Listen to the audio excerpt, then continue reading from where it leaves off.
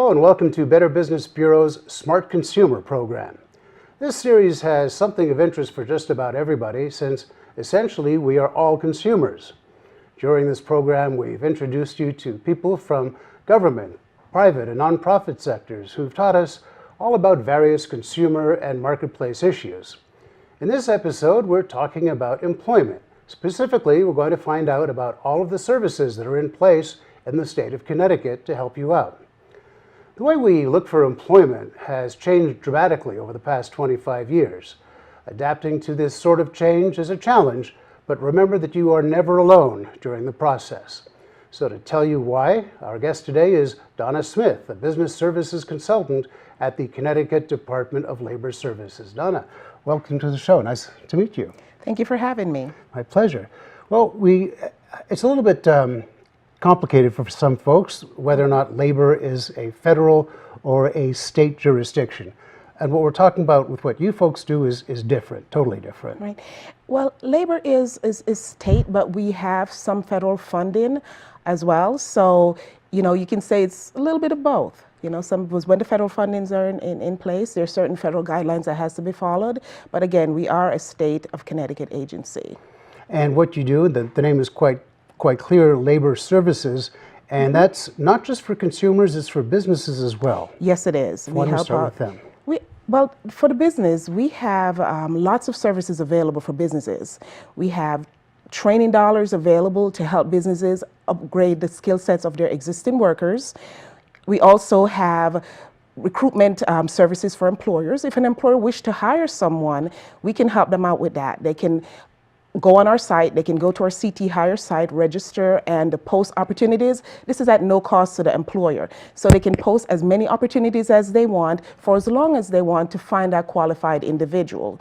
In addition to that, once they have those individuals on board, we can help them with the training process of it, where we can give them funding up to 50% if they're using what's called our incumbent worker dollars, or 50% if they're using what's called our manufacturing innovation dollars. So there are lots of funding streams available. We even have funding streams that can assist them even before they hire those individuals, so that it's a wage subsidy for hiring an individual. And one of those programs, it's called, I just had a brain freeze. Oh, I've had that happen too. You talk about the names of what are the programs that you have? One of the programs that we actually use to help them is the manufacturing apprenticeship program. They can use it when if they're hiring a new individual, or if they're actually have existing individuals that they can hire. In addition to that, we have programs that can assist them for subsidy if they're trying to help out individuals that are trying to get back into the workforce. So we do have quite a few programs available, and there are different variations of funding. If an employer is actually trying to buy new equipment or they're trying to expand their business, we have the Department of Economic and Community Development. That's a state division that can also help those employers to access funding. So we do have quite a few funding programs. And of course, the recruitment piece of it is a major piece to help those employers. Let's go to the consumer side now, or folks who are looking for work. The common thought is go online, go to a job board, go to the employment office, that those are essentially the ways that you get a job. Now, at the beginning we said people are not alone in the process. They get in touch with you folks, and what do you do? How do you actually help them? Well, the market has changed. The way you look for employment back in the day is not the way you look for employment at this stage in the game. There's so many things available to individuals that are looking for work, because you should not be alone when you're looking for work, because you're competing with so many other individuals for that ideal job. So what we encourage individuals to do is come into our offices, register on our CT Hire site, take advantage of the resume critiquing process that we have. We have counselors on site that are certified resume critiquers that can help that person to brand themselves.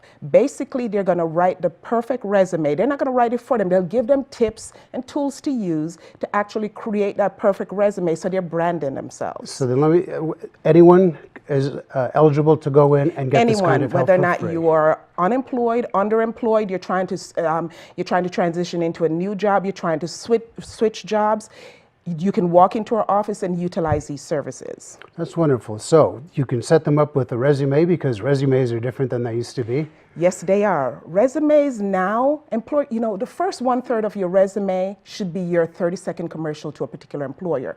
Most people now are asked to put their resume online, to upload their resume to an employer. 99% of employers out there right now require a resume. Don't matter what the job is, they're requiring a resume. So one of the things we encourage people to do is make the best resume possible. Make sure that you're marketing yourself to that particular employer to the best of your capability. And what's the best way to do that? Make sure that someone who's very professional look at your resume, like a certified resume critiquer that we do have on site, that will look at the resume and show you ways and tools to use to actually market yourself to the best of your capabilities. There are certain keywords. Certain resumes are scanned when you put them online. There are certain keywords that you can pull out to make sure that that employer can connect it to, okay, this is the person I'm looking for. That first 1/3 should say to the employer, I am the best qualified person for the job. Gone are the days, unless you're just coming out of college, where you said, I'm seeking a job that's going to utilize all my skills and to help me grow. That's not telling an employer anything. I'm looking for a job that's going to utilize my skills as a business services consultant with 10 years of experience. I mean, that's what an employer is going to see in the first 1/3 of your resume, and also bullet points of, okay, I can negotiate contracts, I can write contracts, and these are the tools that the certified resume critiquers will give to that individuals to actually market themselves so they can put their resume online and get that perfect job. One of the things that I've heard from folks, not executive level, but employee down to a mechanic, and they see that most websites do want them to submit a resume, perhaps cut and paste the text, or fill out an online form. And there's a feeling that computers are controlling a lot of this and are excluding people because they don't have whatever skill set the programming is set for. What do you do about that? We have training programs available at our site, and it's called WIOA. We have partners on our site. That's what we call the American Job Center, because it actually is an umbrella that encompasses not only the Department of Labor, but also other partners that we work with in our agency that can deliver some of these services. And so we have training program. If you're underskilled and you need to get better trained, we have programs. If you are considered a dislocated worker, meaning that through no fault of your own, you might have lost your job or your income is at a certain level, you can go through a training program. It's to be certified to upgrade those skill sets. So, you'd come into our office, they would go through a workshop, tell you all about all the services in addition to the training piece of it, where you can go to a community college, any state school. There's a certain amount of monies that's given to upgrade those skill set, and it's called the WIOA program, so that those individuals can come in and get those services. So they don't have to say, okay, I'm not qualified and I'm applying for a job, I'm not qualified. There are programs set in place that can assist them. We have, for those individuals that are going for interview, those individuals that are actually trying to get back into the workforce, they're trying to get a career. If you're at a certain age, or even if you're not at a certain age, everyone is looking for that perfect career. To get a career, you need to have the right tools and the right skill set. And we have the training for that. We have workshops available for individuals coming into our offices to utilize, so that they can actually be prepared and, for all those skills, the soft skills, the hard skills, to get back into that workforce. So if there are people who are watching us now, Donna, and saying, yes, but are the jobs out there? Oh my goodness, yes they are. We have employers calling us as business services consultant on a daily basis saying, we have jobs, we have the jobs, we're not finding the bodies. We belong to an organization now that you can't find, especially in the manufacturing field, where they're saying, Other companies are stealing their employees because they cannot find individuals. Connecticut is an aging state, so companies are competing for qualified individuals. So now the whole thing is, the jobs are there. How do we match those jobs up with qualified individual? So that's one of the things that, the jobs are out there. It's just making sure that you have the qualifications, because again, as much as the market is in the job seeker's favor, employers still want those skills. Then it seems at a certain point, as things changed in the method we use to find employment, that there's a disconnect in terms of now you have to be a little bit tech savvy or very tech savvy, but also understand the process. If you're lucky enough and you know someone who works in a large company or wherever you want to work, you can hand a resume to a friend or to the individual and they might hire you. But some people are asking about the jobs. Are they out there because they don't know? And I suppose my question is, what is the biggest lack? What is the biggest shortfall of people who feel they're not making headway, who are trying and trying and trying to get ahead? It's looking for work is a full-time job. You need to utilize all the resources that are available. Doing it from home, just looking on the computer, one of the things about our system is, it said, if you're collecting unemployment, you need to look for 3 jobs per week. I encourage people, look for more jobs, utilize the network. One of the key components of actually finding a good job is networking. Networking is such a major key right now to actually getting back into the workforce quickly. So I tell people, take advantage of that network. There's so many networking programs. We have creating a LinkedIn profile. We encourage people, we have a LinkedIn workshop. We have so many workshops on how to create a LinkedIn profile, a good LinkedIn profile, a complete one, so that employers who are looking can see that, the qualifications. So you need to utilize, you cannot just use one tool to look for work. You have to use all the tools that are out there. If you're not tech savvy, we have programs that can help you, trainings that can help you to become tech savvy. Or to actually maneuver what it is. We have those workshops there as well that will help those individuals as far as getting back into the workforce. So the tools are there. If they're not taking advantage of it, it's going to be a slower process. If they take advantage of every tool that's out there, that's, from coming in, taking the workshops, taking advantage of the We Are program for the training, going to those workshops, and coming in, actually not only doing it on their own, coming in, going to networking events. Believe me, the transition can happen very quickly. We have recruitments at our site.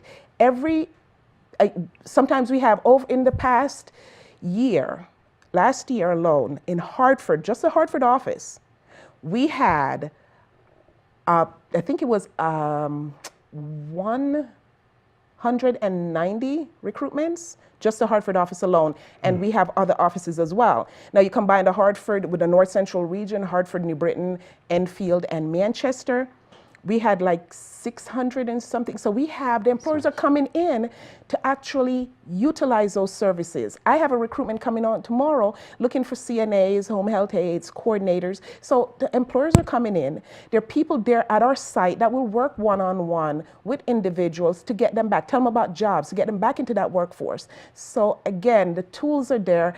If people aren't utilizing those tools, and that's why we try to get the word out so that people can utilize these tools to transition into the workforce as quickly as possible.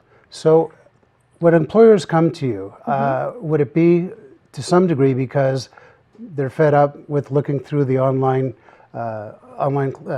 job boards, or is it because they know to a great degree the people who are available through your office have been trained and have a better idea of how to get into and maintain themselves in the workforce?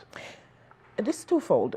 Not only, it's not that they're fed up. I mean, again, you have to look at it from two different angles. It's at no cost to the employer, and we provide them with tools above and beyond to help them.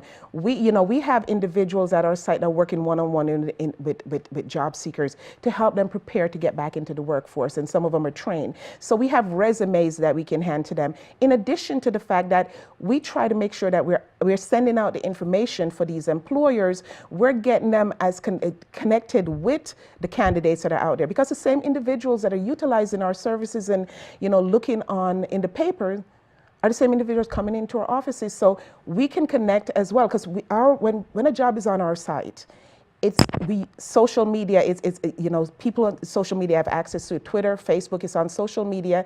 In addition to the fact it's posted on the site, and our site is a great site. It's a new software a system that works well to match employers with qualified individuals. So the site does help, but we post it on our site. It's posted in our offices. So, employers are coming to us because a lot of them are happy that they're getting results. They're getting, they pay whatever it costs to post it in the paper or on another site.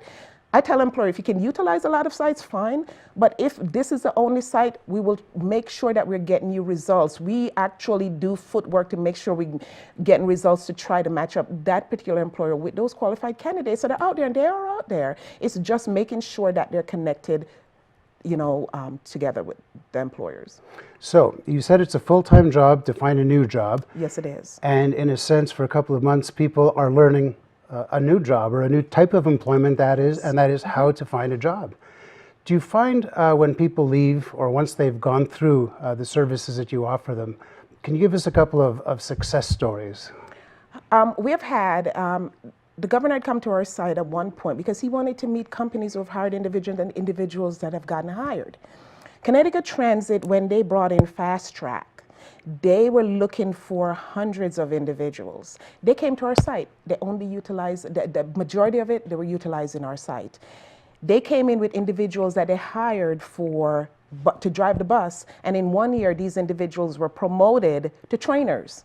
So their success stories, they've hired quite a few individuals. Xerox, they're into the healthcare field as well. And Xerox have utilized our services where people have come in, they brought in the individuals that were hired because they've had success stories with those individuals. So they continue to use us because they've hired quite a few individuals from our site. They've given us numbers. We have numbers where they're saying, okay, I just did a recruitment with Xerox for this year, and out of the individuals came in, they hired 30 individuals for the open enrollment that's going on right now. So they do utilize the services because they do get results, and their success stories to that people still, I still check up on individuals who, have impressed me when they came in for the interview, and they're still with the company. They've either have promotions to supervisor or team lead. So there are success stories where people come in and talk about it because the governor was like, okay, how is this program working? Are individuals getting jobs?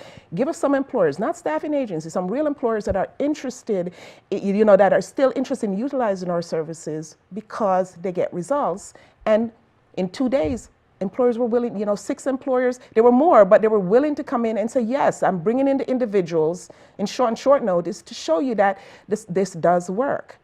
So again, we do try to get results for employers. And I mean, they're not always going to find all the qualified, but they'll find some, and then we'll continue the process until they find all the individuals that they do need. And to some extent, it's not a certification by the government, but they know that the people who are presented to them by you have a minimum amount of understanding of the process. Exactly.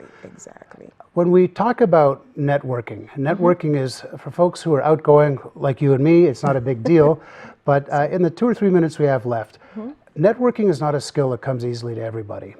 Yet we do it every day to some degree. Yes, we do. How does somebody who doesn't understand the concept or doesn't have an elevator speech, which you alluded to before, one sentence, here's what I do, how do you get over that shyness?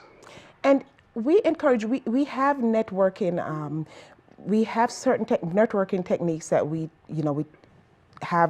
tell individuals to utilize. In addition to that, we have a list of networking groups that individuals can go to where they're like-minded individuals going to do the same things that they are, and they will help them. They will, they're going through the same process, so they assist them, they support them. It's like networking is basically one of the components of it. It's a support group. It's basically individuals who are going through the same type of things, and they want to have that support group. They want to go in and talk to individuals about what their experiences are and how they've overcome them.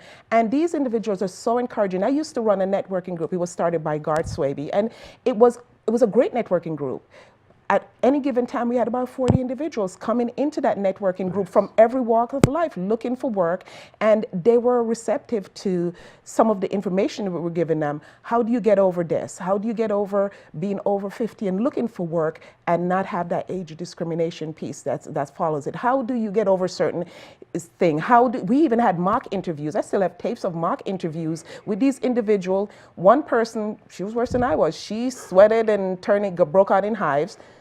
And the individual was an executive, believe it or not. So people still have, barriers that they have to overcome interviewing, no matter what walk of life you're in. So again, individuals take advantage of those networking groups. They can learn a lot. They'll have the mock interviews. They can even come into our site and do our workshops. We have interviewing techniques. We have workshops that will help them with how to interview. So, not interview, but how to do job searches. So you're doing the right job search. You're tailoring it to what you are looking for and what your skills match it. So again, we do have a lot of services that can help those individuals. Well, I took it, as we're about to close here, I took a look at the website after we first spoke, and I spent an hour or so going through it, and it was service after service, and I'd never heard of it before, which is one of the reasons that I wanted to speak with you today. Yes. And I suppose to finish it off, it's not just people going to your office, you also go out into the community, don't you? Yes, we go out into the community, we do workshops, we go out to the community and talk about services. We get employers to participate in some of the programs we go out to. We help them. We help employers. We try to make sure that, again, the connection is there. We're making sure that we're connecting the right individuals with the right employers. And usually what I tell individuals, and for this, I'll turn to the camera, you go to www.cthires.com and register. The services are excellent. There are people always there to help you.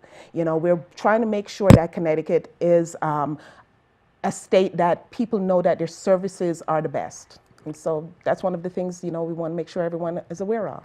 I'm glad you mentioned the website. So it's not doom and gloom, and I'm sure some people do get discouraged. Yes. We have roughly a minute left, and what I wanted to ask you was, we're not just talking about executive positions or supervisors. What is the, shall we say, the wage scale, or from what kind of job to what kind of job? Well, we have jobs that from warehouse all the way up to management. And, so you're talking about from $10 an hour all the way up to $30, $40 an hour. So you have those jobs, those jobs that are out there. And we have programs that will help people if they want to be trained on the job. They can take those tools and employers will train them. And again, like I said, we have the wage subsidy to help. So the job, they vary and the monies vary. So, starting January, it's going to be $10.10 an hour. But again, we do have jobs that are paying from that wage all the way up. So the jobs are out there. That is wonderful. Donna, Yes. Thank you so much for joining us. It's a pleasure. And we'll see you soon, I hope. I hope so as well. But not to find a job. Okay, I hope not. I hope not. Okay. Okay, thank you. Well, that's all the time we have for this episode of Better Business Bureau's Smart Consumer Program. Each time we meet, I encourage you to share what you've learned with your family, your friends, and colleagues. More than ever, knowledge is power, and we can help empower each other by sharing information. Before we go, on behalf of Better Business Bureau Serving Connecticut, many thanks to Nutmeg TV. I'd also like to once again thank our guest, Donna Smith, from the Connecticut Department of Labor Services. And we'd all like to thank you for joining us and allowing us into your home. We look forward to seeing you soon.